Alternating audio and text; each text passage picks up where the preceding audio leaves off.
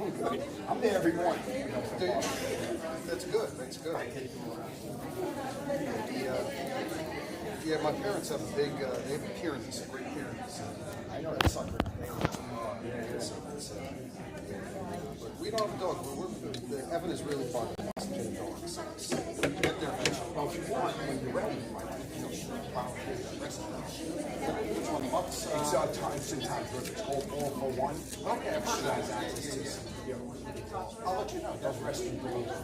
Yeah, Debbie's got a rescue dog that's worked out well. To be frank, so definitely I'll let you know. We're getting there eventually. He's talking. You have to be responsible. Yeah, exactly. Oh, I got stuff. My daughter, the first dog we got, she wanted it. I wasn't ready for it. I ended up walking it, taking care of it, cleaning up my room. So, Yeah. So, good stuff, man. All right, yeah. All right, cool.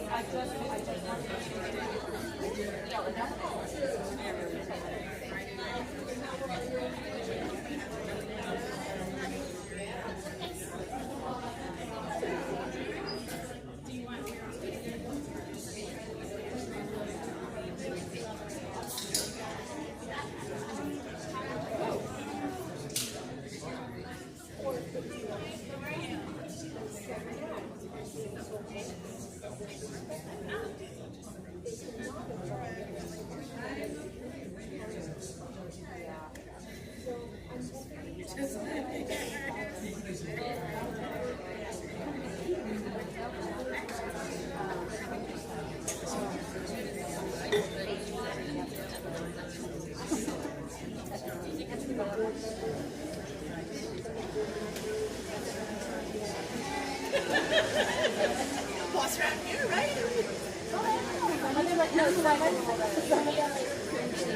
Hey, how are you?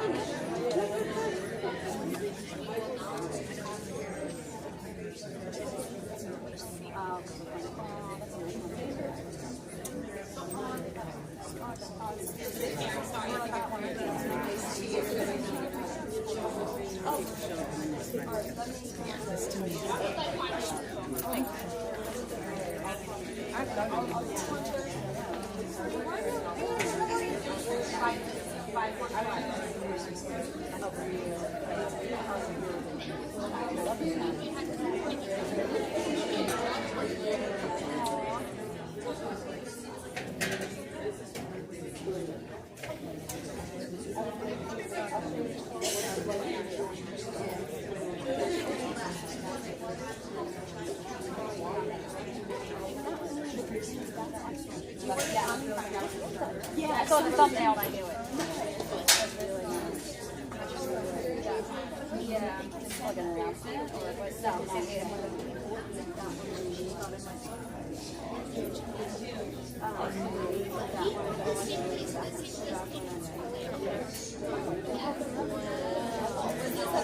That's sexy. No, don't send that. No. The very this water. Oh my God, look at it. Oh my God, this is so fun. Look how pretty it is.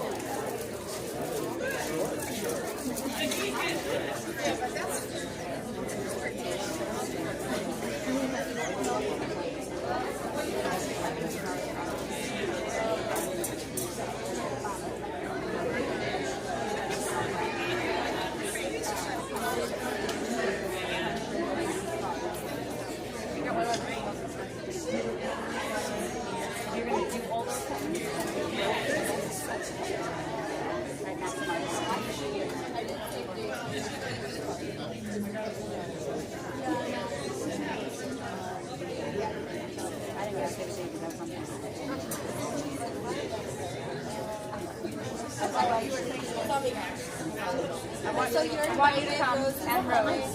And Rose booked a hotel.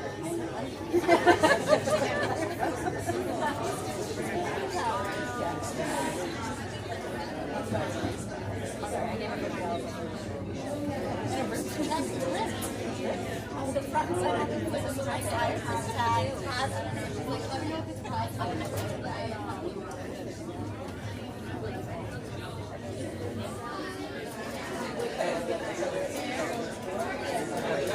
So we start with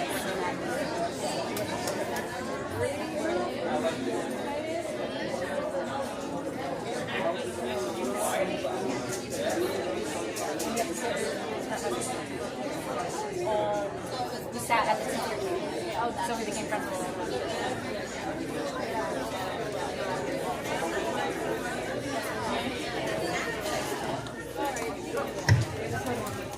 All right, good evening, ladies and gentlemen. We're going to ask everybody to start making their way to their seats. The candidates come up front so we can begin.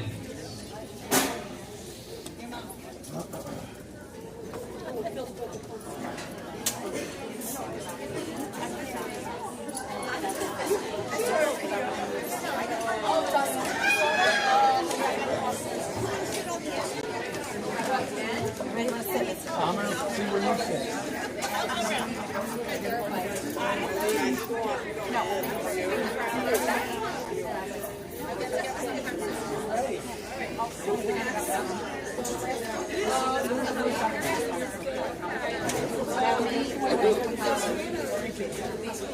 Keep taking your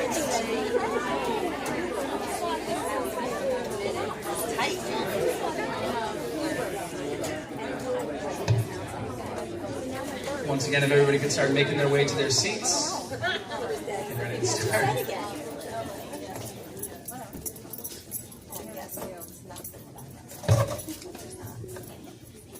Okay, good evening, everybody. I'm Kevin Norris. I'll be one of the moderators for tonight. This is my co-moderator, Lauren Lay. Before we start, a couple of things that I just want to announce to everybody before I forget. There is a ton of MTEA swag over there that you guys are more than free to, who doesn't love free stuff, right? Take some stuff on your way out, please take it, and we're happy to give it to you. We are going to shoot for tonight to end at about 8:30, just out of kindness and courtesy to the custodial staff, so that they can then clean up and get out of here by 9. So just wanted to give a heads up on that to everybody. Okay, and with that, let's begin. Good evening, everyone. On behalf of the Millstone Township Education Association, I'm Kevin Norris, and I thank you for being with us tonight for our 3rd annual Meet the Candidates night. I don't know if you've all heard, but there is an election this year in early November. It has ramifications at the top of the ballot and extends all the way to our local community's Board of Education races. Here in Millstone, there are 3 seats on our township's Board of Education up for grabs. Board of Education members play an important role in helping steward positive educational practices for our township by helping with district scheduling and budgeting, curriculum oversight, and of course staffing decisions with our local schools, as well as other functions. The MTEA, as you may know, represents the interests of a great many of the outstanding educators, paraprofessionals, support staff, and custodial staff in our district. Can we just briefly ask for a round of applause for all those people that make our district go?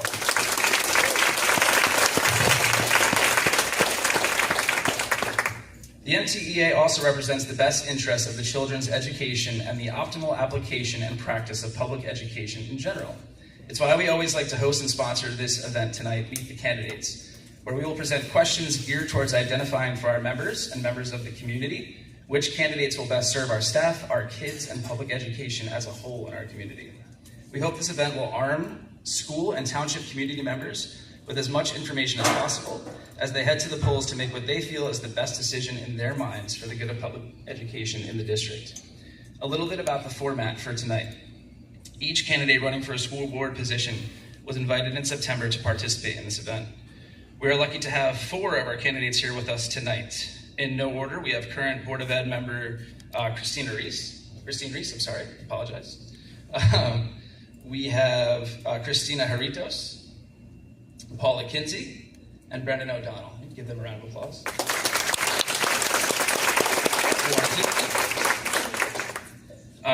And the last 3 are seeking to be newly elected members of the board. For tonight, we sent all of the candidates questionnaires to answer and use to prepare for tonight. Shortly, our candidates here with us will take us through their answers to these questions. In a moment, we will hear a brief 2 to 3 minute, I'm going to actually put that at 2 minutes, guys, just as an amendment there, 2-minute opening statement by each candidate. We will then move on to hearing the candidates address the questions of the MTA questionnaire in public, handled by me, our moderator. After the moderator questions, if time permits, we will have some time for public questions. All right, and that'll kind of conclude our evening with then some closing statements for everybody up here. As you signed in tonight, you should have seen paper slips to submit a public question to the Meet the Candidates Committee. As the night progresses, our panel will select a few of the public questions that are most applicable to the whole community to read aloud to the candidates and hear their responses. Responses should be kept to about a minute long during that portion. After this, each candidate will be asked to deliver a short closing remark. This will then bring our evening to a conclusion. One disclaimer from a moderator for the evening: this is not a debate. I am not David Muir. I am not Brett Baer. I am not Jake Tapper. I am not qualified for that. I'm just a teacher whose wife is annoyed that he's not home helping with bedtime, okay? While we all care about our town's public education system and of course want the best for our kids, we can all agree Board of Ed members work on a volunteer basis and oftentimes do a pretty thankless job. We're not here to berate or tear down any of these candidates. In fact, I'd implore us all to remember that no matter how we feel about someone's viewpoints, we should always tip our caps to those brave enough to even get in the arena. Yeah. You beat me to it. I was just going to say, can I have a round of applause for that? So, thank you, appreciate that. Tonight is simply meant to be a forum to channel a conversation between neighbors where people can hear the viewpoints and perspectives of all of the candidates in order to make the best decision for themselves in November. We ask that all Millstone community members please be as respectful as possible to our candidates this evening. Please keep conversations to a minimum and cell phones silenced. Tonight is about listening to our candidates and their vision to best inform all community members as they make important decisions in the next few weeks. Please respect your peers, moderators, and candidates. Before we begin, I'd just like to give a special shout out to the committee members who helped make this happen tonight and all of their hard work, and that is Tina Houseconnect, Karen Waldy, Lauren Lay, Marianne Disick, Mike McKitchio, and I saw Dan LaCandra around here somewhere, but there he is. Okay, didn't know where he went. I'd also like to thank the MTA presidents for helping organize this evening, Lisa Kennedy and Rose Kuhn. Without further ado, let's get this. Yeah, and me, I guess. Yeah. Without further ado, let's get this night started. So we're going to start with the questionnaire questions. You can just walk people through your answers there. We'll go just in order right. Oh, excuse me. No, opening statements. What am I doing? See, this is what I mean when I say I'm not David Muir or anything like that. We're going to go right down the table here for opening statements. I'm going to put the timer at 2 minutes. Please don't think I'm being rude if I'm like, all right, wrap it up, because that'll be right at the 2-minute mark. Okay, we'll start with Mr. O'Donnell. Good evening, Oh, everybody. hang on. I'm sorry. One last thing. I apologize. I know I'm yapping a lot. If you could, guys, just make sure that you turn your mics on and off, just so that there's no feedback or anything like that when you're speaking. Apologies. Go ahead. Good evening, everybody. I want to thank the NTEA for hosting this tonight. There was, how can I say this? My name is Brendan O'Donnell. I live at 175 Woodville Road. I'm a resident here. I've been a resident here for almost 30 years. My parents moved here when I was in college, and I found them. And I found where they lived, and I was like, you can't get away from me. And I'm moving in with you. And they were like, okay, because we bought a big house and nobody's in it. So I moved in, and I began to figure out a way how to get out of here. And here I am 30 years later. Once you're in Millstone, there's no way out. And that's not a bad thing. And I'm not saying that because I was looking for a way out. I just had no idea what was coming my way. And what came my way was I got to be an uncle. And I got to be an uncle to a little girl who my brother adopted through a marriage. And I saw what it meant to have an impact on a child's life, and how big I had to become, and how responsible I had to be, and how important I really was. See, until you interact with a child, right, until you become a parent or an uncle, you really don't understand the impact you have unless you're a teacher, right? Because every year you guys open up your door to your classroom, and these little children walk in, bright-eyed, ready to puke, right?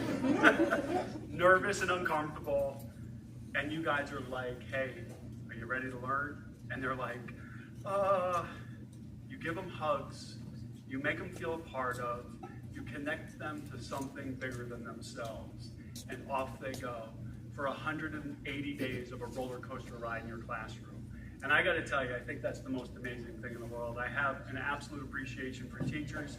I was not a good student. I struggled. I had a lot of issues. Teachers shaped and molded me, helped me learn, become a kid that could learn. I couldn't learn. I had a learning disability. Back then, they didn't know what to call it, so they called it dyslexia. And you know what? They put me into programs and classes, and teachers worked with me diligently to shape and mold me. And part of why I'm here for this is because I want to be part of that experience in shaping and molding at a higher level. Thank you.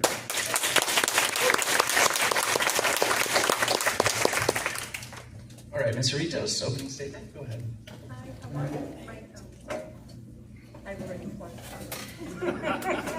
Thank you, everybody, for coming. I'd like to thank the New Jersey EA for hosting this MTEA.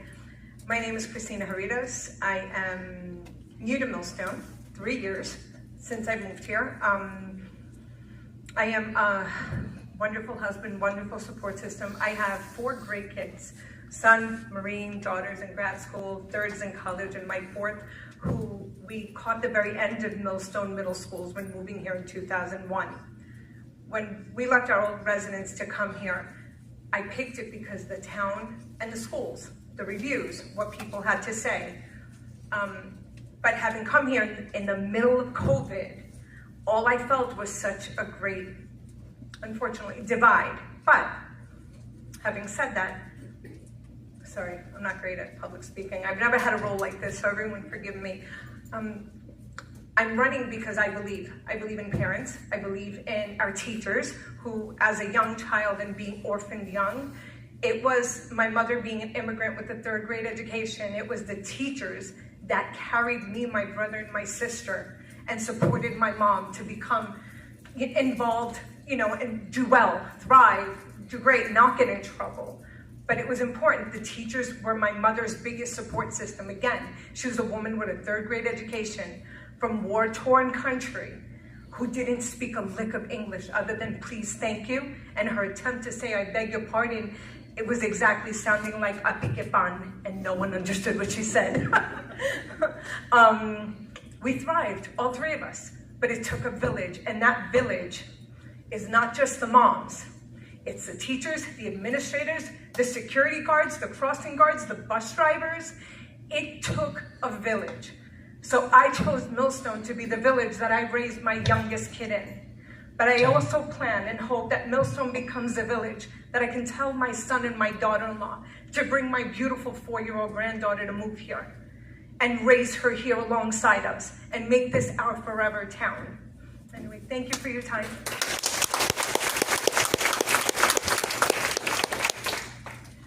Good evening, I'm Paula Kinsey. I've been a resident of Millstone Township for 31 years. I have 3 beautiful daughters who went through the Millstone Township school system, who have successful, thriving careers. They've done very well through here. I have a grandson, doesn't live in town. But I was a big volunteer in this community and school district many years ago. I previously served on the Board of Education 2003 to 2006 when my kids were in school. I was on the MTFE for 9 years, president for 3 years. I was PTSA treasurer. I ran the Girl Scouts in town. I was class mom. I did everything and anything I could to help within the community. And that's what's still important to me. Now it's years later and I have retired from my job as a financial advisor with the Ameriprise Financial, and I find that I do have time to do what I love and give back to the community. So that's why I'm here. I have no agenda but to do what's best for our kids, best for our community, and that's it. It's just as simple as that. I just want to get back in and do what I can to make this community great and best for our students. Thank you.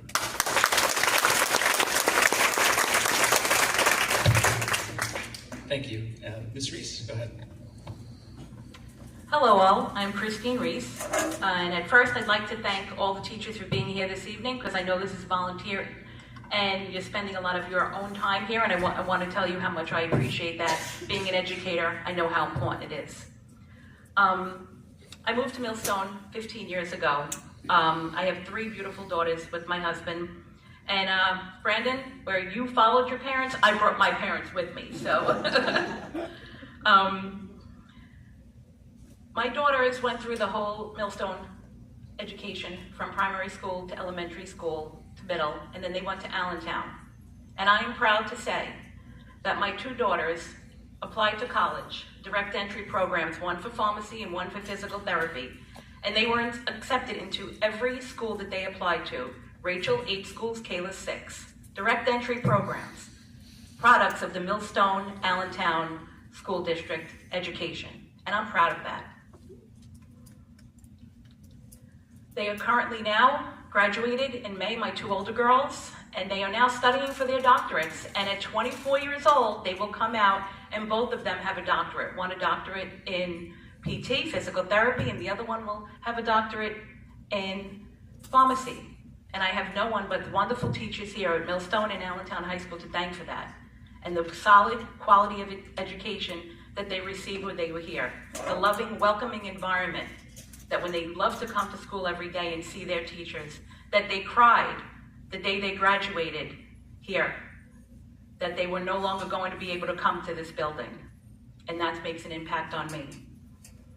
And that helps me realize that when we left a home that we were raised back in Staten Island and we moved here, that it was the best decision we could make, because my children would have never gotten the education that they did here back in New York. And I also have a 10-year-old, that's a long story for another time, and she is in 6th grade, and she's doing fabulous.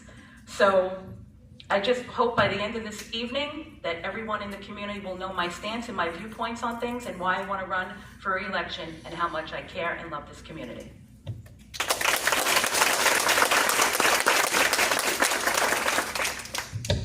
All right, thank you. Those were wonderful. We're going to move on to the questionnaire section, where we'll go through those 5 questions, and you guys can talk about your answers that you provided to the MTA in a public forum. We'll alternate reading the questions. We'll go right down the line again. We'll start with Mr. O'Donnell again. After you get the question, you get 2 minutes to respond. I'll give you a polite little time, like I just did before, when it is time. Oh, and if you wanted us to restate the question before, please ask. That's perfectly fine. We can do that. All right, I'm going to pass the mic off now. Very good.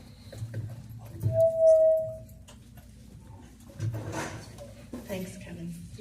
You've talked enough. You don't want to hear you anymore. Okay. Good evening. The first question is going to be, what do you see as the top 3 education issues that the Millstone Township School Board must address? If elected or re-elected, how would you address these issues? Thank you. First of all, the number one for me was the academic performance and curriculum development. And second was students' well-being and safety. Third was fiscal transparency. On the first, academic performance, more accountability. I think for my kids and what I've seen them go through and some of the struggles that they've had, it seems to me that there's almost a loss of a connection in some of the components of what to do, how to do it, when to do it.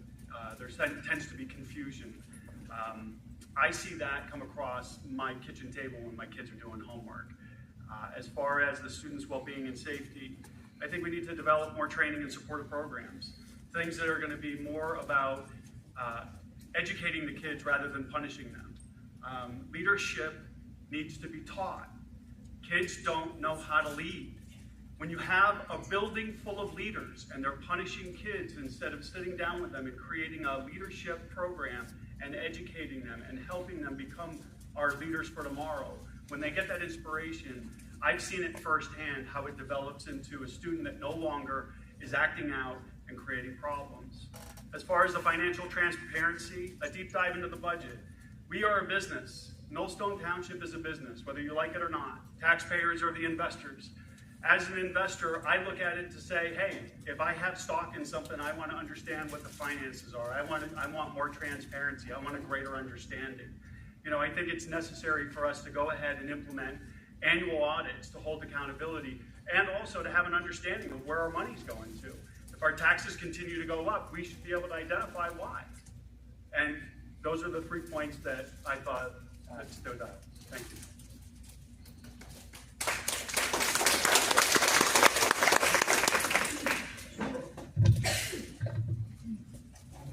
I didn't know if I'm supposed to tell you when you're ready. Sorry. What are the three most important things? Of course, security for our kids. With all the cyberbullying going on, with all of the social threats to school and their safety, definitely has to be a priority. Fiscal transparency, that's a must. But the two things that weigh the most on me is academia, getting our kids to make up for their COVID loss, bringing our kids to feel more confident in their academics, and definitely addressing the bullying and the social issue in school. To add one more thing, if that's okay, is I want to see the community come back together, the parents, the teachers, everybody being on the same team, where everybody's working for one goal. And that goal is to bring the kids up. When, if there's something wrong, involve the parents. Bring them in. Remember, that's their biggest cherished prize for every parent is their children. So I'm really for promoting parental involvement. But again, working with the teachers, not against. Working with the staff, not against. It's probably the most important thing we could do, because if our kids feel confident, if our kids feel safe, and if our kids feel secure, they will thrive, even in challenges. But if our kids keep feeling our divide, and believe me, they have social media, they see it, they feel it, we're only hurting them. We're all out here saying that we're not, but we're only hurting them. So our biggest goal coming to this table is to unite and to bring our town back up. Everybody might have their personal feelings about their views outside. They don't belong in the schools. Our biggest concern should be, again, so yes, the fiscal, all of that. The most important part for me as a mom is making them feel safe, in which Millstone did.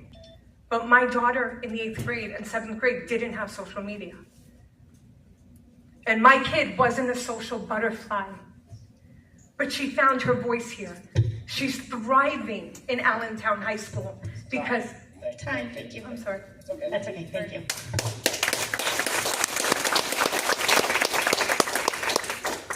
Thank you. Okay, so the three issues that I am passionate about, although there's many more that I'm passionate about, but we only have to put three, are budget funding and state mandates, student mental health and well-being, and enhanced physical security measures within the district.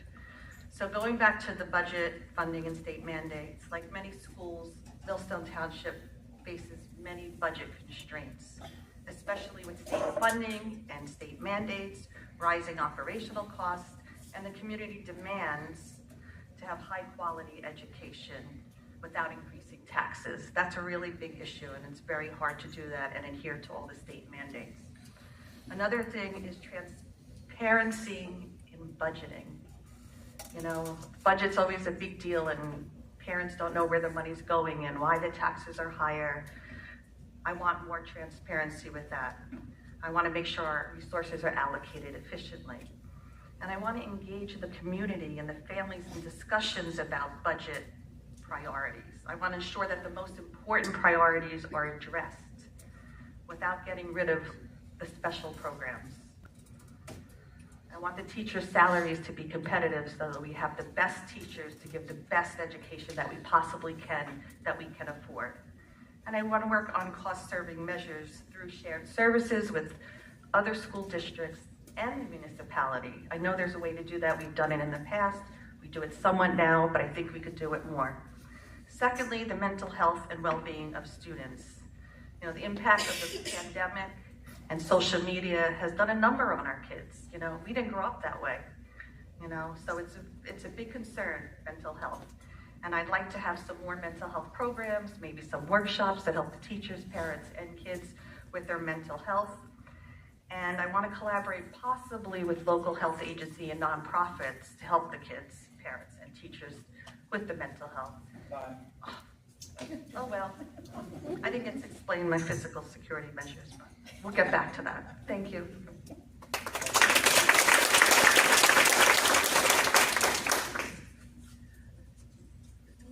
My top three education issues from my perspective are school safety, curriculum, and fiscal and budgetary concerns. Starting with school safety, in the world we live in today, due to all these unfortunate violent incidents that are occurring everywhere in schools nationally, school safety must be a critical concern for all, the parents, the students, the school administrators, the faculty, the staff. We need peace of mind to know that where we're dropping our students is safe for all involved. It's paramount that we keep that safe environment and enhance the learning environment, because when kids feel safe and they feel loved, they learn. In the recent past, when Dr. Huss was here, we had met with law enforcement and elected officials, and as a result, we made sure that we hired a safety officer for each building, and that's still in place and will continue to be in place. And that's a visible protection that you see on site at every school, and I think that makes a tremendous difference. And each school has tremendous protocols. I don't know if you tried to get into the building, but it's not an easy task. There's all kinds of entry protocols to get into the school, and this overall creates a secure environment for everyone. And again, peace of mind for all. With curriculum, we need to continue to assess the impact of the learning of our students as a result of the pandemic. Yes, it's 4 or 5 years ago, but there's still gaps that haven't been met. We need to evaluate and understand what these gaps are and what we have to do to provide the students with the resources they need to make up for this time, whether it's before learning, tutoring before school, after school, summer programs. We need to be able to identify these students and be able to give them the help they need. And if re-elected, I will continue to work diligently with the administration to find these strategies. And budget concerns, I want transparency. We need more shared services. We need to be able to save money. Thank you. Sorry, I hate interrupting. I feel so rude. Although I yell at 6th graders in lunch here every day, so I guess it's better. All right, so we're going to move on to the next question. We'll come back down to the front of the table here. Next questionnaire, same thing. I'll read it 2 minutes, and then I can repeat if any candidate would like that. Next question. What changes do you hope to bring to the Millstone Township School District? For me, it's what I have written down here is I hope to change the focus on enhancing academic excellence, improving mental health support, and fostering community engagement. One of the things that I would hope for, and what I mentioned before, was leadership. Teaching leadership to our students. I think it's a crucial role. I sent my son away into the woods of Maine for a week to do leader school specifically, to help him understand what it means to be a leader, to learn how to be a leader amongst his peers. These are kids from all over the world that go to this camp and participate in this, and they solely focus on team building and leadership for kids. These kids have amongst the highest success rates in graduation and future careers. They've tracked them. It's through the YMCA. I'm not saying we bring in the YMCA, but what I'm saying is that when my kid was given an in-school suspension, he wasn't given anything else but an opportunity to do schoolwork. And to me, it's antiquated. We need to do something more. We need to provide something to give these kids a reason not to end up there, but also to help them improve and move forward. That way their behavior doesn't continue. And if it does, we continue to teach them how to lead, because we give them a strength rather than have them suffer with a weakness. Why are we going to continue to scar the kid who misbehaves or gets caught doing something that 3 other kids were doing just 5 seconds ago, a punishment? Why aren't we helping him move past that? I see that as an opportunity. Also, soften the implementation of policies. I feel like what's happened is we've become policy heavy, and it's like HR. Somebody complains, they have to go down to HR and they get reprimanded. Where is the soft touch? Where is that? And again, I'm talking to you from experience. My kid was on the receiving end of this. I'm not talking this from a place of judgment, not of just saying, oh, this needs to change. I'm saying that my kid came home with these things. And for me, I just think there's another way to do it. And I think that can be done by just softening the approach overall. Thank you.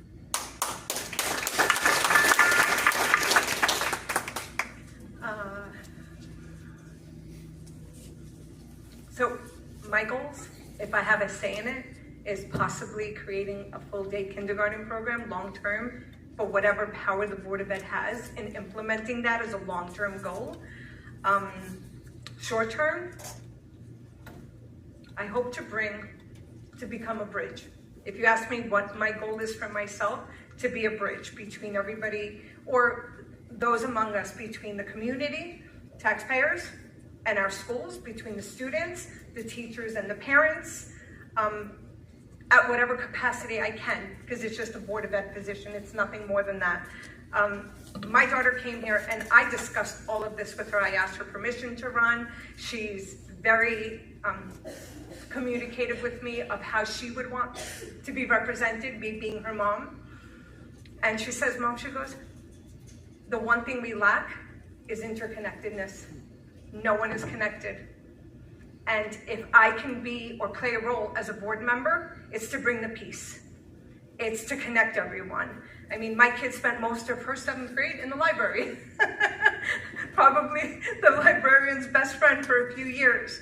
So I'm all about expanding our kids, promoting them in a different mannerism than the one I've seen, unfortunately, in the last few years. I'm not judging because I wasn't sitting in the seat.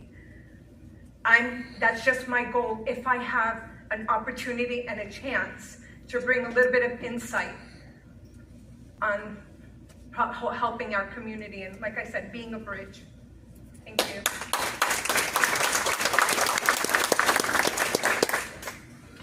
Okay, I'm gonna talk fast. So my focus is going to be on academic excellence. I want our kids to have the best education possible while staying in the constraints of what the community can afford. Okay, I think that's very, very important. I want to get our rankings up in our school district. I want more support for teachers and staff, and I think that's going to help a lot. I want them to have more of a voice on the curriculum and the classroom resources. I think the teachers are really important in that, and I think they should have more of a say. I also want to focus on the student well-being. I want to instill more anti-bullying programs. I want the kids to feel comfortable here to offer their own opinions, concerns, viewpoints, ideas. And the cornerstone of success for the district, I believe, is the parent and teacher engagement. Parents and teachers must work together to have success for our students. I want to have more programs, more outreach to the parents. I want them to know what's going on more. I want to have more town halls. I want to have just stronger parent organizations in general, just so there's more communication between the parents and the teachers. And last, again, financial accountability. So those are some things that I think are very important to increasing the academic level and our rankings in our school district, being the teachers at the forefront with our students.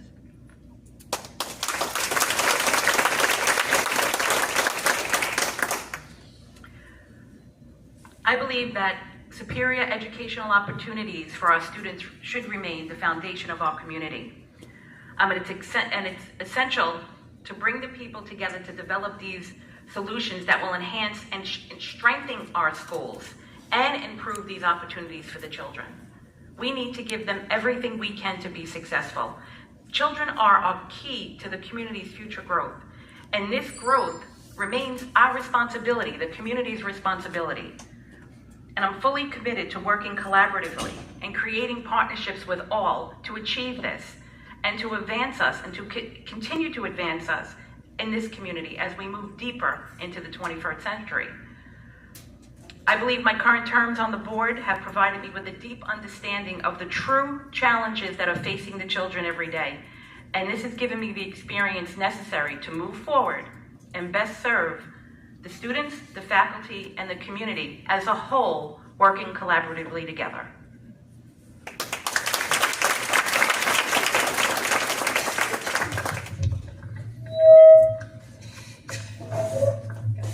Gotta get close to you, Kevin, sorry. Okay, Mr. O'Donnell, I'm gonna come back down to you if that's okay. I know you're in the hot seat there, so sorry about that. All right, question 3. Some of you have addressed this a little bit already with your comments, but I will ask, what do you see as the role of the parents, students, administrators, and education staff of the Millstone Township School District? And how do you plan to support these various roles to ensure the success of students? Thank you. Real simple, I'm a parent, I'm a dad, and I'm a frontline guy with my kids. I'm their biggest advocate, I'm their biggest supporter, just like most parents are, they can be. So as far as the parents are concerned, I think my role, and I think all of our roles as, a parent, is to be the biggest advocate and supporter for our kids. As far as a student, my hope is that they engage and pursue the most that's being offered here in Millstone. And that we allow them to develop a strong sense of self so that they have more confidence, so they walk a little bit taller, so they're less likely to lash out and bully, right? It's fundamentals. The administration, maintaining the effectiveness of the operation while maintaining a vision that supports every student, not just a small percentage or a special group or a non-special group or a big group, everybody. That is absolutely vital for that vision. The education staff, man oh man, wow. The front line, You guys are the key to the success of our kids. You got me where I am. That's why I'm here, to give back. It hits a chord with me. It hits a big chord with me. Sometimes it's thankless. Sometimes it's an abundance of thanks. But you guys are the direct impact for the success of each one of our kids.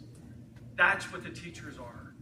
My hope is that we can all work together to create an effective path that allows us to provide support to assure students' success and well-being. Complete cohesiveness, cooperation, parents and teachers engaging. I grew up in an era where I was afraid of my teachers. My kids aren't afraid of their teachers. And I don't know if that's a good thing or not. Thank you. I was terrified of mine. The idea that my teachers might call my mom and say, oh, Christina did this, or Christina's assignments weren't done. Communication had me push myself even further, even when I was tired. My mother's phone, if it rang back then, don't forget there was one phone in the kitchen, it was wired. That phone ringing after 4 o'clock, there was a 70% chance it was a teacher calling for one of the kids. It's important. Getting back to the basics are important. That's why we all thrive no matter how hard times were in the 70s, the 80s, the 90s. Well, I'm older, I just give away my age. But anyway, my point is, it was important. Rather than pushing one person out or another in our opinions or our beliefs. If a kid is sick, it's that parent staying up all night. Helping the kids, supporting the teachers, and helping the kids find their light, find their purpose, find their interest. It was in this school, in middle school, that my daughter found out she wants to be a published author. And if you see the way she reads her books, even the librarian would be terrified. She reads it, reads every paragraph in, Dante's Inferno, and she wrote a whole other book to understand it on a different, but that happened here. And that happened, thank you, to the librarian and her English teachers. Help them find their magic. My job as a Board of Ed or as a mom is to attenuate that relationship so that their light becomes so bright that nothing can hurt them when they leave this school and head off to high school. Help them find their purpose, their interests, and help absolve their concerns. But again, be a bridge. Let's recreate a bridge. Because if you ask me, as the mom who just came in from New York, that's what's missing, because everything else is here. This town has enough love and heart and passion. It doesn't have bridges, because everybody's standing on one side of the bridge. Meet us in the middle. Parents, teachers, grandparents, community members. Thank you. Sorry. Thank you. Okay, you want to know the role of the parents, the role of the teachers, the students, the administrators, the staff. So here we go. In any school district, parents, students, administration, education staff must work together collaboratively in order to have success for the community and the students. The parents are partners with their students in the education. They're partners with the teachers. The students are the heart of the education system, okay? Without them, there's no education system. Their role is to engage actively in their education and be a positive force in the community. The administrators are responsible for the smooth functioning of the school district, ensuring that policies, procedures, and resources are aligned with student success. They also act as liaisons between the school and the Board of Education and the community. I believe that the administrators are what's important in collaborating with the stakeholders to get everything done with policy and so forth. It's their responsibility to allocate the resources effectively, whether financial, technological, human, whatever is possible to get the job done. Teachers and staff members, they are the life and blood. They are the direct instructors. They're the ones that care for our kids every single day, and they need to have a voice. They need to be celebrated. They need to be thanked. They need to be listened to. So I want their hard work to be recognized all the time, and I want their voices to be heard for the good of the community and the good of our kids.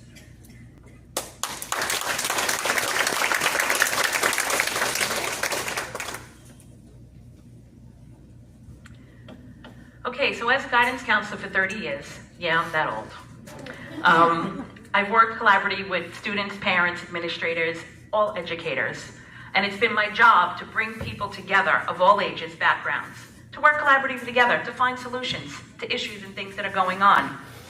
I know I can continue to make a difference by bringing my knowledge and these experiences and my skill set to the board. We must continue to recognize and adjust and accept all new challenges of this changing society that's changing every day while continuing to serve the students, the staff, the faculty, and the community. I'm looking forward to continuing working with the school board and address any issue that arises. Collaboration within the school, working together, we can resolve any pressing issue that comes up before us, but we need to stop, listen, hear to what's happening. School board members must always be aware that we must work within the framework and budgetary constraints that funding puts on us. And even with these times when such changing economic situations facing us and leaving us no wiggle room, we must do what's best for the community and through the budget constraints, all while not administering the schools. We can achieve our goals and create an atmosphere within the school that positively reflects all of our efforts to continue to deliver students excellence, and excellence in their education and in their pursuit of their education in these buildings.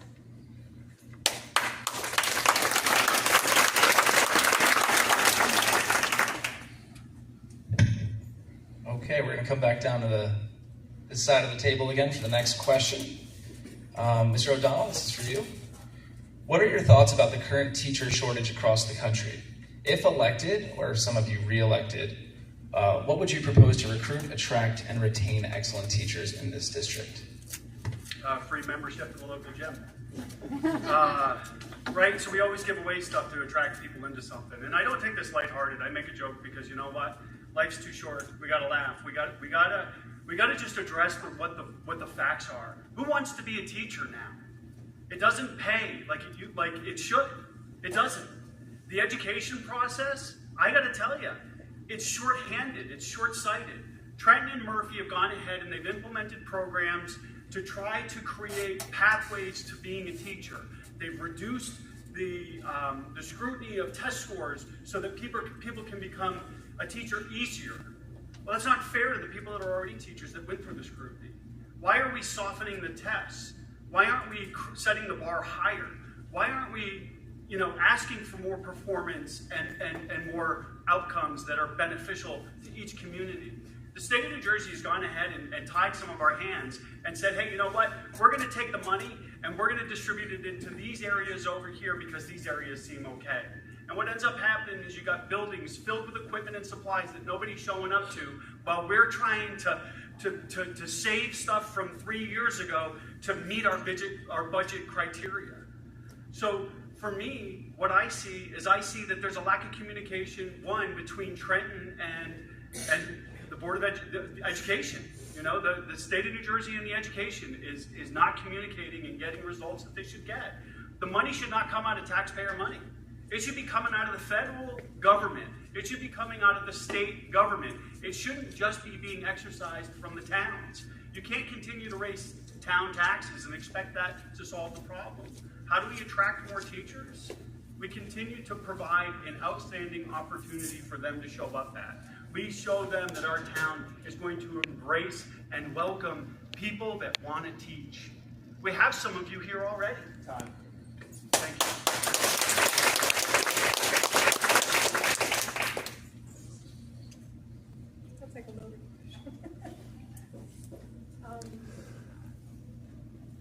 So the question is, how I think we should address the teacher shortage?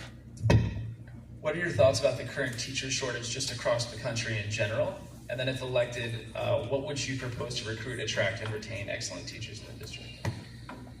I'd want to create a community that they would want, die, trip over the line to come teach in. How do you do that? I feel redundant tonight. Build a bridge. Build a bridge.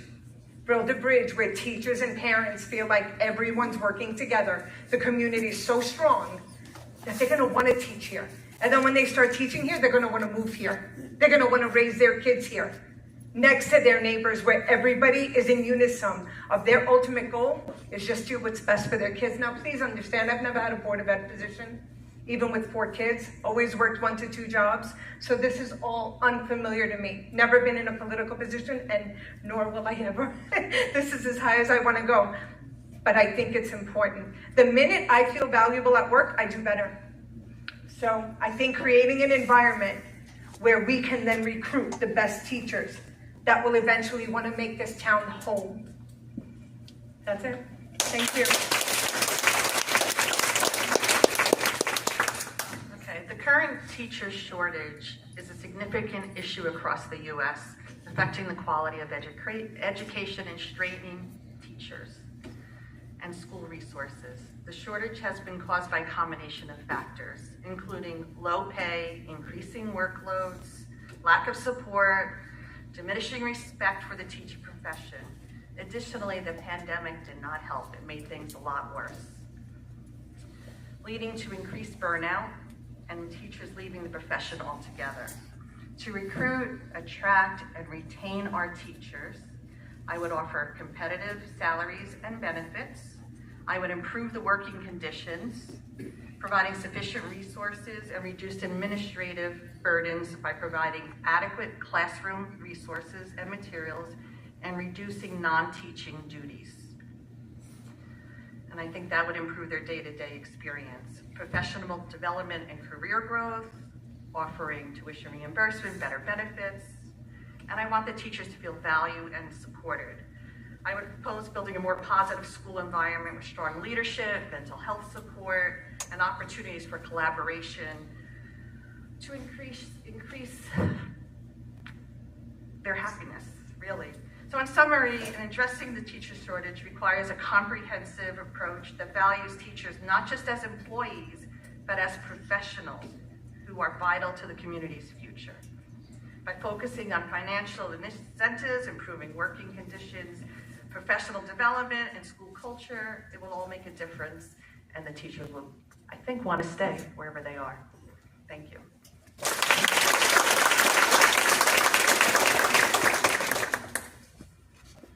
The current teacher shortage is a very serious issue throughout the United States. In my own building where I work, we cannot get subs. I covered classes today, and it was not fun. Special ed 12 to 1 class for teachers, you know what that is. I believe teachers need to feel supported and valued by their administrators. Teachers perform best, just like children, in an environment that is safe and welcoming to them, that allows them to be creative. Children thrive in this type of environment, where a teacher is energized and happy to come to work every day. We need to trust our teachers. We need to respect them for the incredibly hard job they have, with the tremendous amount of workload that they have. It's not an 8 to 3 job. Every teacher goes home and does 3 to 4 hours of work every night, and let's not even talk about the weekends. Our salaries must be competitive and responsive to the amount of education that they need to become teachers. We need to create and keep an environment of respect, collaboration, and competitive salaries. And that's how we will recruit, attract, and retain excellent teachers. Look, we're blessed in this district. We have the dream team of teachers in this school district. And we should be doing everything we can to keep every single teacher in this district for their whole career. There's nothing better than walking into a building and seeing a teacher that my daughters had 12 years ago that's still here. It shows the community and the commitment and their love of education. Thank you.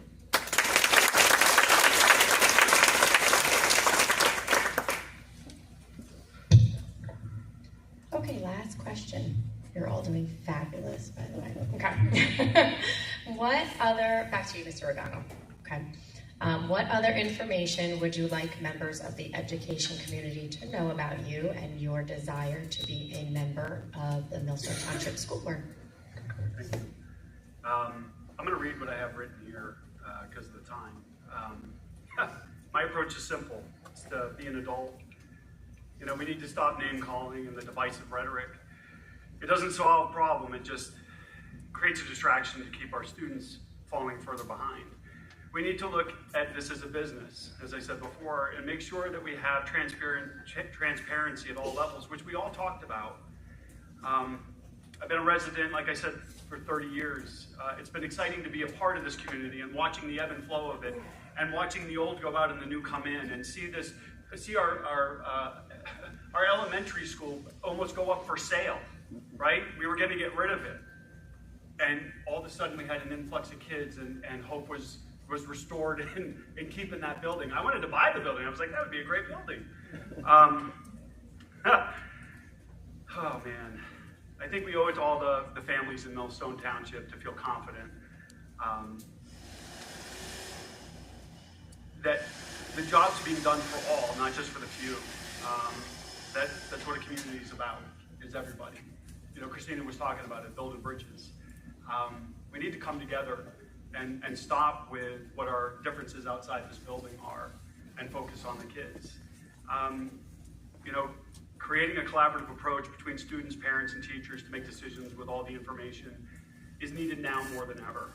I plan to assure our community that I will foster a shared vision for our schools, bridging gaps and working as a team that will lead to better outcomes. My experience in business and community involvement over the years equips me to make meaningful contributions to our district. I'm eager to work together and to address challenges and collaborate successes, ensuring our schools are a place where every student can excel and wants to be. The worst thing in the world is for my kid to get up in the morning saying, I don't want to go to school. I don't want him to ever feel that way again. Thank you.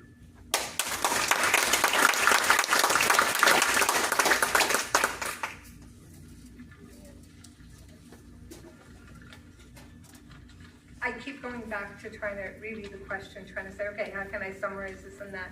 Everybody can read my little summary. What's my goal? I'm hoping I can live here long enough to see a time where parents are writing thank you notes to teachers. Teachers are writing thank you notes to parents. Everybody sitting at a round table, discussions aloud, and it comes with an underlying value of respect, mutual respect. I hope to be around long enough that I can feel confident telling my grandkids, hey guys, let's move there. What a great town. And there's a oneness, because there's not a oneness anywhere unless you're sitting in a meditation class or yoga. You don't feel it anywhere anymore. I hope I can bring a little bit of sun on days that are cloudy. I'm not great. I'm not great at anything. I'm not the best parent. I'm not the best grandmother. I'm not the best daughter or employee. But I'm going to give it my best here. Again, to bring unity. Because no one comes to any board meeting. I've been there to plenty. There's no dialogue of unity. There's no dialogue of, hey, thank you. Thank you for keeping her in the library when she needed an extra 10 minutes to read one more chapter, because my kid, she pulls in. She would withdraw. She would go into herself, and the only thing that would bring her calm, but she was given the environment to do it. I hope I can attenuate love, acceptance, kindness, without pushing of outside ideologies. These are our kids. We're a little village. We don't have to get involved in the big stuff out there. It's ugly enough as it is. Let's come together. Whether I win or not, just please remain with these words, because nothing else matters. I have no skin in the game. My last kid's in high school. Time. Thank you. Please.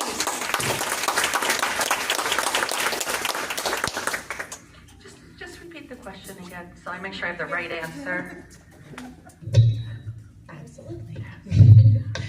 What other information would you like members of the education community to know about you and your desire to be a member of the Board of Ed?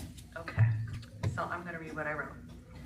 As a past Board of member, I understand the critical issues facing the Millstone Township Board of Education, including management budget constraints while maintaining high educational standards, enhancing community engagement, and supporting the well-being and success of all of our students. That is like big priority.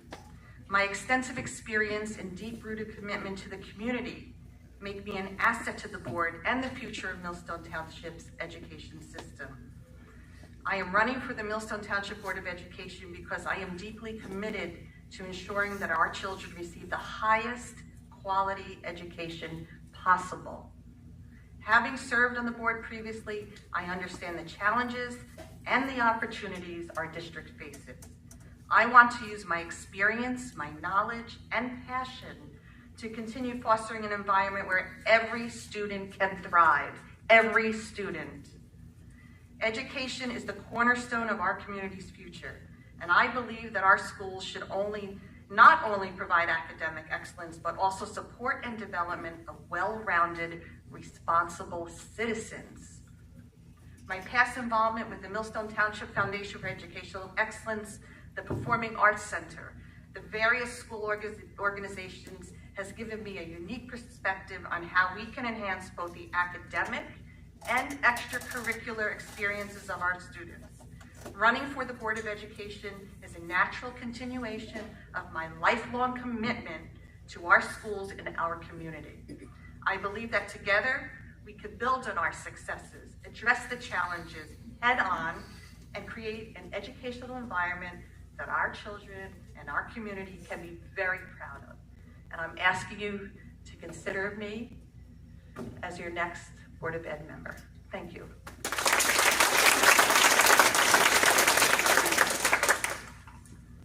Okay, as I said earlier, I'm a guidance counselor for the New York City Department of Education for the past 30 years. And in this position, I've worked collaboratively with students, parents, administrators, and all educators. And during this time, it's been my job to bring people of all ages and backgrounds together to find solutions to all issues, problems, gripes, difficulties. Having this experience, I feel I can bring a dual lens to this position as a school board member. I have the trained professional eye to troubleshoot areas of need, but also have the compassionate lens of a parent. I've been there. I know what they're going through. I have extensive experience on many boards while working with the Department of Education. I'm coordinating outreach for families in needs. I've been on school leadership teams, child study teams, budget teams, behavior intervention teams, language proficiency teams, creating the comprehensive educational plan, consolidated plans, language acquisition policies. The list goes on and on. I know I can continue to make a difference by bringing my knowledge and my experience and my skill set to this board. And I hope I have an opportunity to do that. Thank you.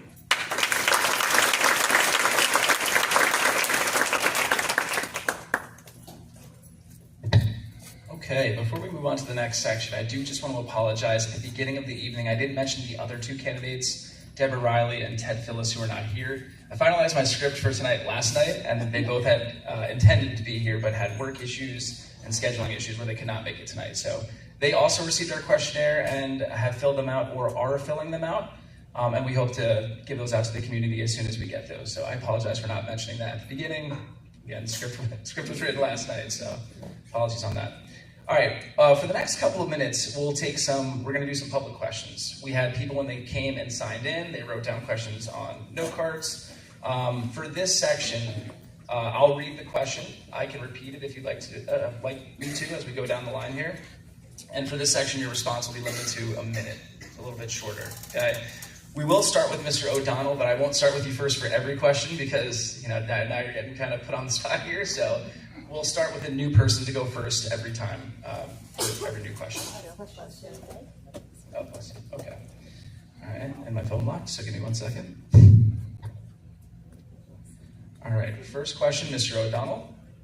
Bullying has been raised by parents as a problem. Do you agree? How would you address the issue? I absolutely agree. My son was a victim of it. Both of them were. It's rampant in our school, not just in the school, on the playground and on the buses. There's not enough being done here. There's not. It is a major concern in this community. I honestly believe that we need more oversight. And again, we need not discipline, but we need leadership training. We need to teach kids how to be a better leader. You give them that label, it's amazing what happens to them. I can't emphasize that enough, only because of my own experience with it. So I do believe it's an issue, and I do believe it needs to be addressed. Also having extra help on the buses to make sure that some of the stuff that's going on there doesn't continue. Better eyes on the playground. Those are areas where most of it occurs, and those are the areas where we need to focus the most. Thank you.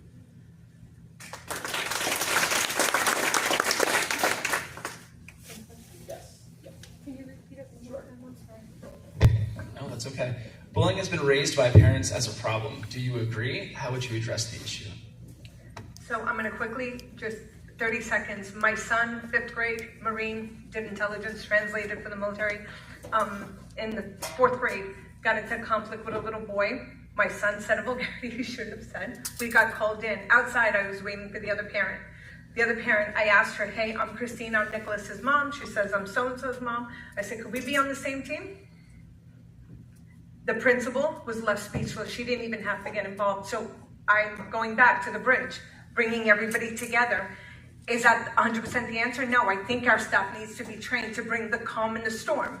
I don't think, we should be punishing kids or disciplining them unless we've done everything else. As mothers, grandmothers, where we try to guide them, teach them, get the whole story. Let the discussions happen, not where we separate the kids, separate the parents.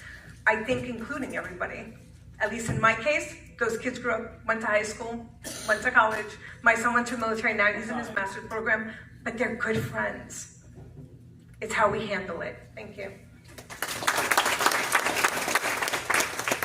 Yes, as I said earlier in one of our other questions, I think anti-bullying is a big issue, and I wanted to enhance the anti-bullying policies within this district. I'm not really sure how I'm going to do that, honestly. I think, as Christina said, building the bridge, having more talks, open dialogue, having maybe some leadership workshops, knowing how to deal with the bullying, just having more oversight, really. And I will learn more about it if I am elected.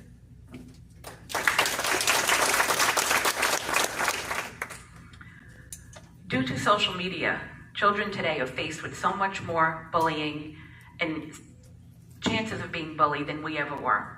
When we were kids, if we had a bully that we encountered on the bus or the playground, we went home and that was it. We were done. Now it's 24 hours. They are locked into their devices, on their devices.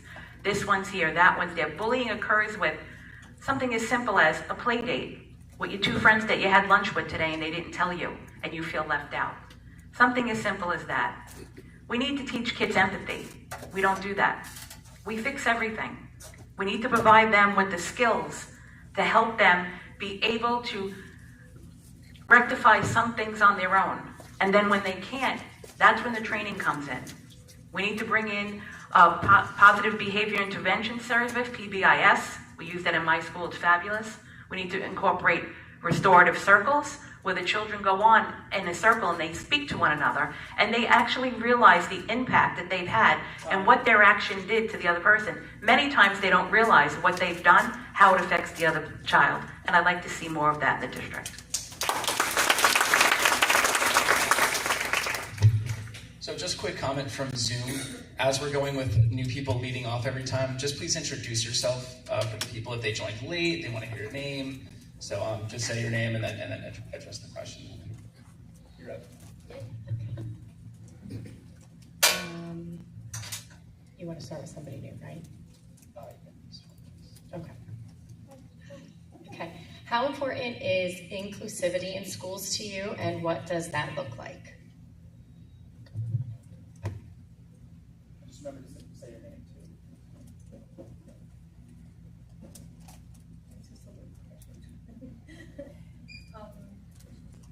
Christina Jarritos.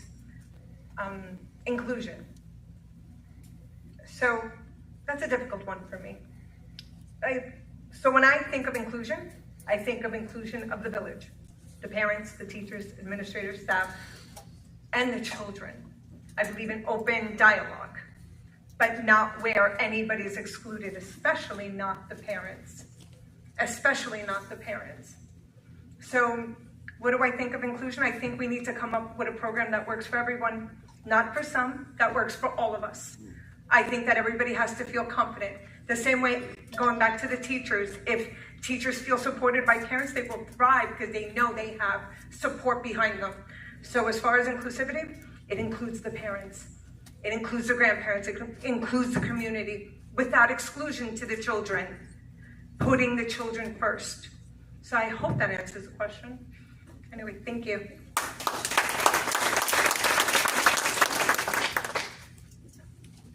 Repeat the question.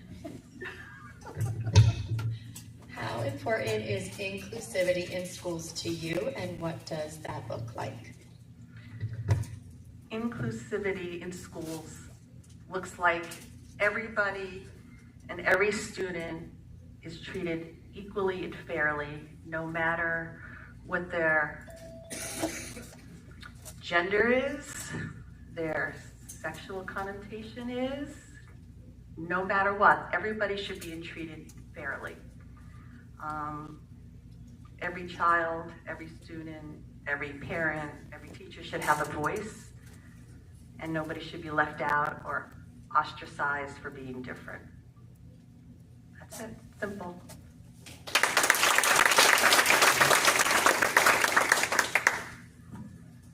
Inclusivity. Just also state your name. Oh, sorry, Christine Reese. Yep. Inclusivity.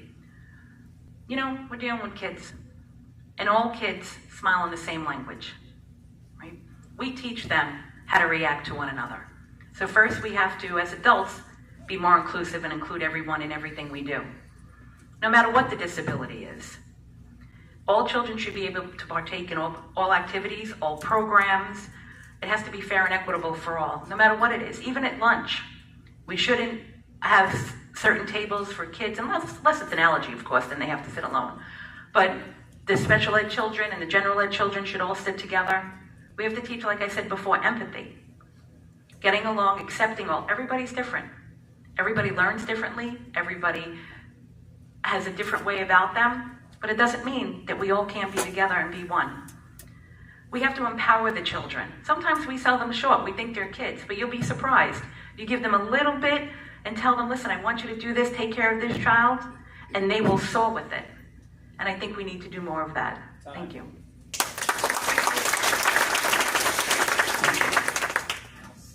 Brendan Brendan O'Donnell. Inclusion, I think it's up to the kids. I think the kids need to be talked to. I think they need to be asked, what are you comfortable with? What makes you uncomfortable? What's best for you? I think the conversation has to start with the kids here. Because if kids are forced into an arena that they're uncomfortable in, they're going to remain uncomfortable and resentful. And resentment, my friends, is the #1 offender, right? It creates more harm than anything else. It brings the demons out in the kids. It gets the social media posts going. But yet here we are as adults going, oh, you shouldn't do this, you shouldn't do that. But nobody's asking the kids. Let's bring the kids through a program of inclusivity. Let them dictate to us what they're comfortable with. This is their school. This is where they come to be safe. I don't know how my kids feel until they tell me. And the only way they're going to tell me is if I ask them. And if I don't ask them, I won't know. And not every day I'm home to ask my kids, because when I get home, they're already in bed. Thank you.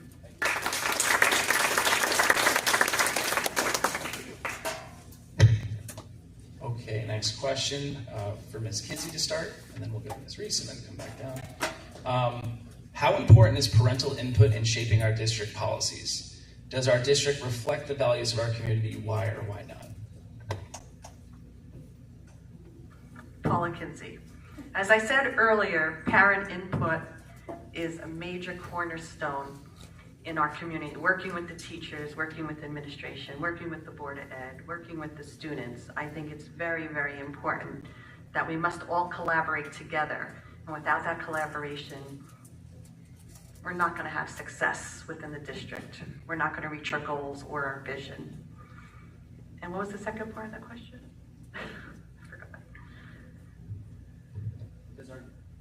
Does our district reflect the values of our community? Why or why not? That's a hard question.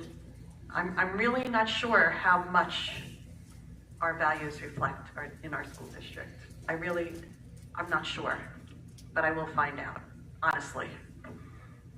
I don't want to make anything up. It's just my honest answer. I'm not sure.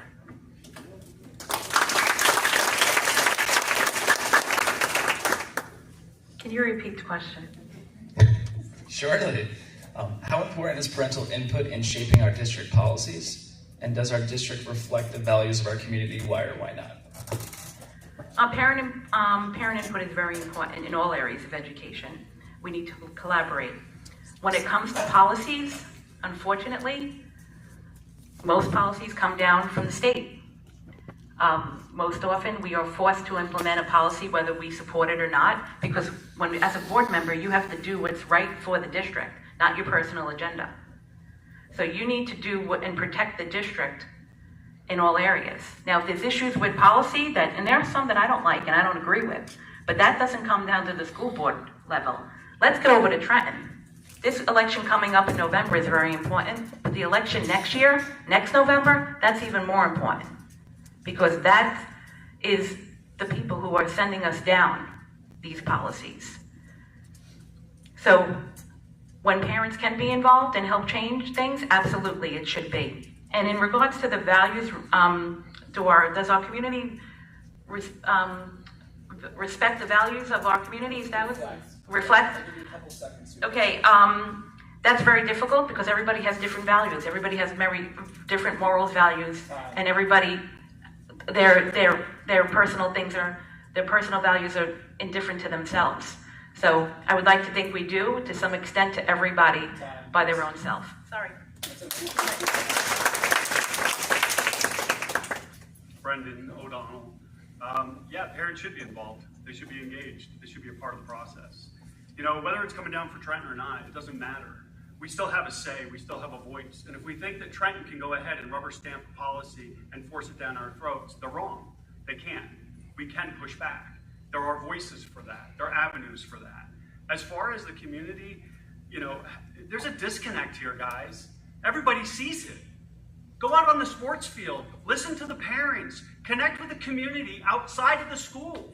My kids play sports. There's a huge disconnect. People are like, what's going on? That's not the answer you want to hear.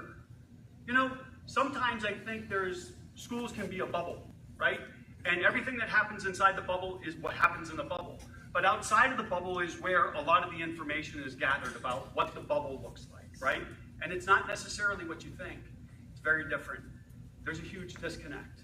We need to fix that. We need to fix that. We need to open the bubble.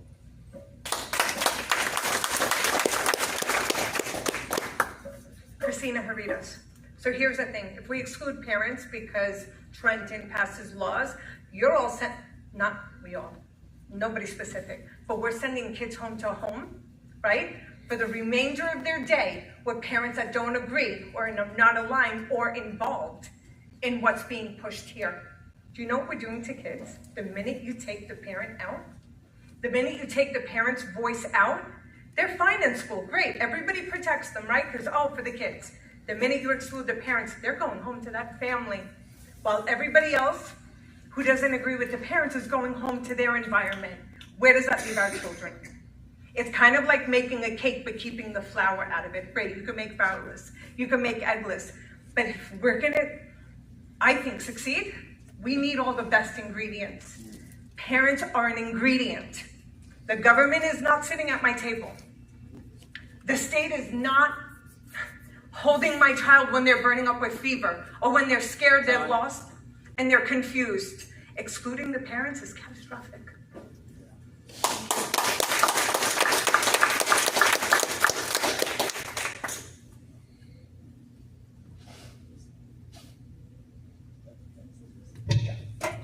Okay, Mrs. Reese, I'm coming to you to begin this one. What would you do as a board member to enforce phone bans in school and encourage limiting social media for children? Phone bans is a hot topic and it's hard to deal with.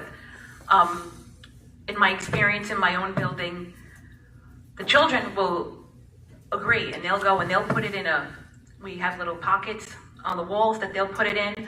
Most often we get the problems from the parents because they want to be able to get in touch with their child anytime during the day. They want that avenue, they want to be able to see them.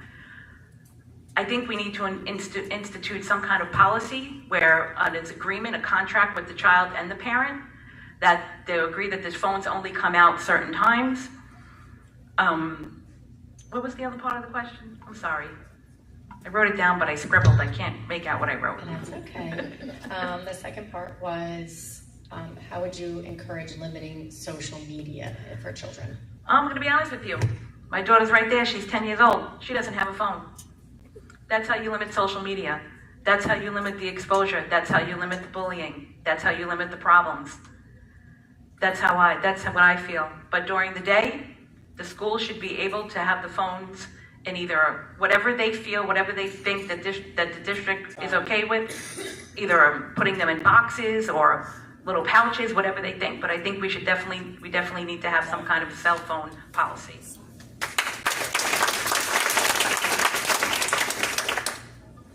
Brendan O'Donnell. Yeah, real simple, guys. We take the phones away when they start the day. We give it back to them at the end. The parents don't like it. Too bad. Too bad. I didn't have a phone when I was a kid. We had a pay phone. Shoot, I remember having penny loafers, right? Put dimes in your shoes. Come on, guys. What are we doing, right? It's really simple. Why do we complicate it? Who's complicating it? We are, the parents. Oh, I gotta get in touch with them. We're helicopter parents. Stop. Everybody's okay. It's safe here. Social media? What are you gonna do? It's not inclusive to take it away from them, right? It creates a problem. They don't grow socially if they don't have it. That's how that age, we have to adapt to what they have going on. They just don't have their phones in school. And you know what? We offer more education and structure regarding bullying and social media and the threats there, right? We have to do more. And we also have to find out and figure out how we communicate with Trenton to put limits on social media for kids. How do we put a cap on this? It's out of control. We all know it. We all see it.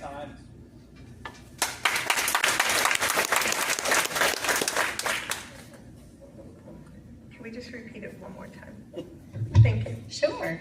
What would you do as a board member to enforce phone bans in school and encourage limiting social media for the children?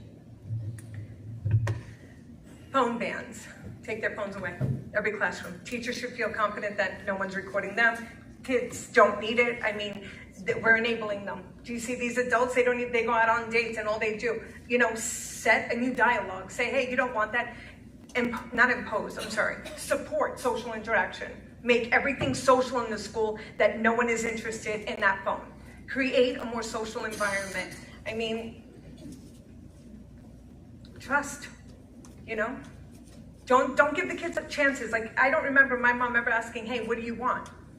The teachers never asked us, what do we want? The teachers set down the rules. The administrators set down the rules. Take their phones away. They're of no good on any level. Look at adults. Come on, it's terrifying. Anyway, that's it. Christina, sorry. Paula Kinsey, I'm not going to ask you to repeat the question. All right, so enforcing phone bans, I think there should be a talk with parents about that. I don't think the kids should have the phones all day. I think they should be given in a box at the beginning of class, given back at the end of the class, maybe some middle ground where they could have it between classes. If the parents need to reach the children, they could call the school and get a message to them or wait between classes. Limiting social media, that's really tough. If they don't have the phone, they can't be on social media. I know they have computers though, with access to social media. So, I don't know. I don't know what we could do when they're on the computer, but definitely do not have the phones during class time.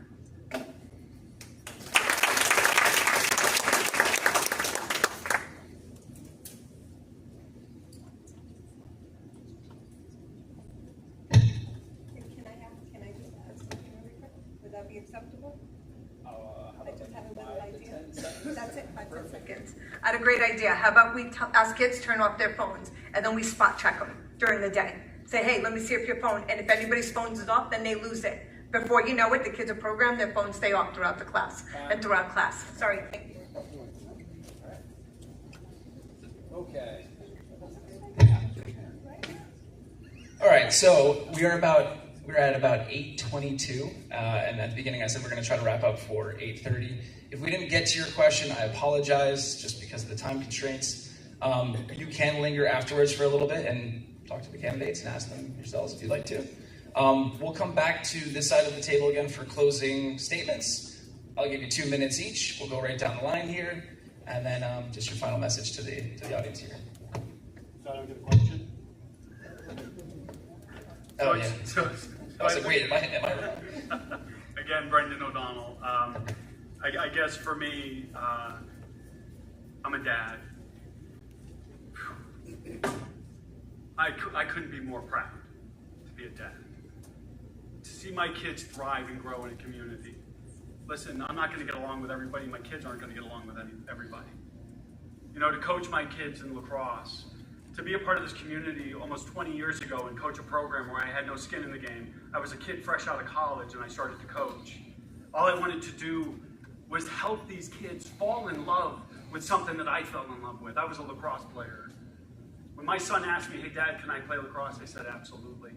And I was screaming and jumping up and down inside because I was so excited for the journey that he was about to embark on. For me, to be here isn't to be moving in a political direction. It's for me to be a bigger part of my community where I can be. There's teachers in this room that have been fingerprints on my children. Mr. Lacondro, Mr. Norris, Ms. Kennedy. The three of you have all put your fingerprints on my kids and left an impression that they will never, ever, ever lose. You've made an impact.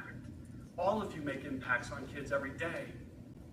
All I can say is that I want to continue to support that. But I also want to make sure that for our community, we're getting everything we can for these kids. And it's not coming at a cost that some of our community can't afford. They can't afford a higher tax bill. They can't afford more money to transportation. They can't afford more money for lunches. They can't afford it. COVID did more than just set our kids back. It took jobs away from families in this community who are struggling to pay bills. Yeah, we live in Millstone Township, but guess what? Not everybody here lives in a $1 million house and makes $500,000 a year. And I need everybody to know that I look at that as our biggest priority. That's our community.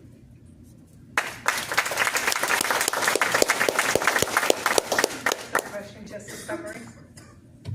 Yep, just a closing statement, 2 minutes, anything you want to leave the I want to restore trust. Christina Haritos. I want to restore trust. Trust between the parents and the teachers and the parents. I just want to bring home, if I'm given the opportunity, trust.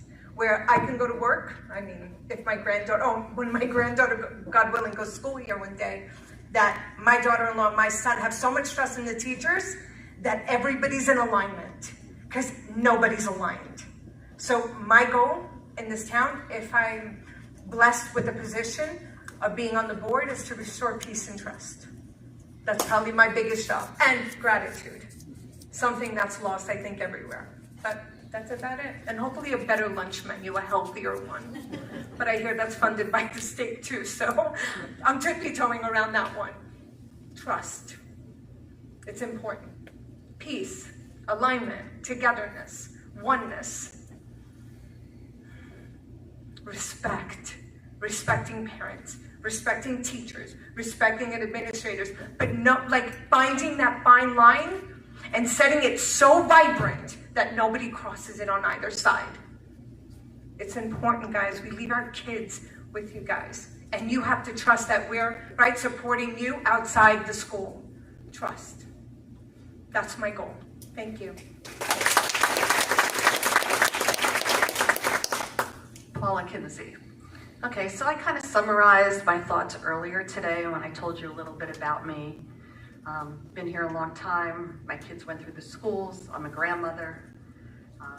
I'm very proud of the Millstone Township School District and what it offered for my children. They went from kindergarten all through the Allentown High School, and they are successful.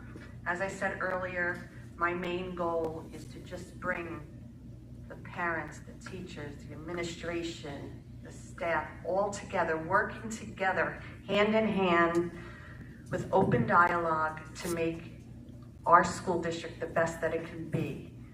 I want to keep the taxes down while giving the best education to our students. I feel that my experience in the past within the community, I told you before, I've been involved in almost every area of volunteering in this town. I want to bring all that experience back and work for you and our students. I have no other agenda but to do the best for everyone here, all the students, everyone. And that's it. So I just ask for your support. I do want open dialogue. I do want honesty. I want more collaboration. I want the board to be more unified. If any of you have watched board meetings these past couple of months, years, there's been very disconnect within the board. I want the board to work better together. So that's another reason why I want to come on. And I hope that you will vote for me. Number 2. Thank you.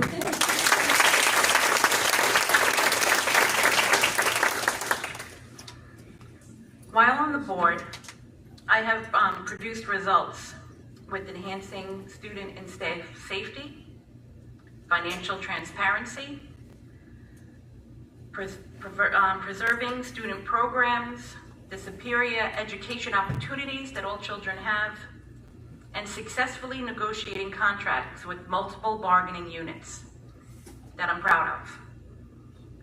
The teachers got what they deserved. And I hope that this great community and this great town would give me the opportunity to continue this great work I have done. And I'm number 3, so I hope that you vote for me. Thank you.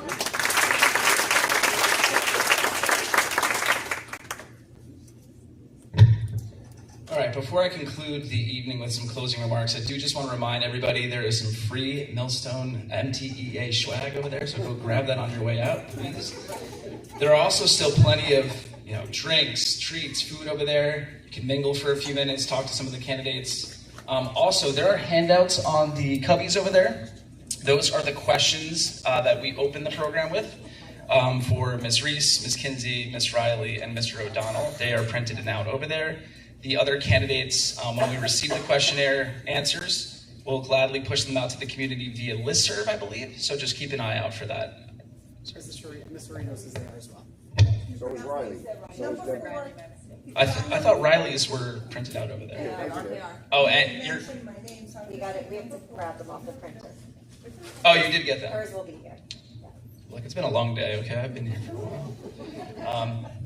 And those are over there as well. All right, some closing remarks. Once again, thank you all for coming tonight to hear our candidates explain their views on public education and their visions for the district. Let's give them all one more round of applause. It's not easy to come up with right now.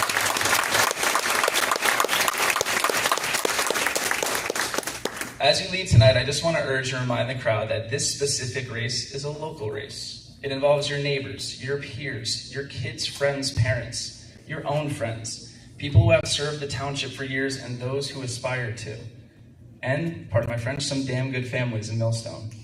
I encourage everyone to take care and remember, while we may disagree on some policies, we're all in this for the kids and their betterment, and that we truly are all stronger together.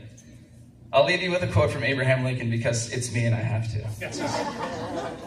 During his first inauguration and approaching the Civil War, he urged the nation to remember that they are not enemies but friends, and that though passion can strengthen and absorb that, we should all appeal to our better angels. That's a direct quote. We have the opportunity to do that here in Millstone this year with this election. In November, there will be winners and losers, but hopefully we can all remember that these people are still our neighbors and they are still our friends. Have a safe trip home. Thank you all for coming out tonight. Shout out to the teachers that made the trip tonight. Have a good night, everybody. Thank you for moderating. You did a great job. Nice.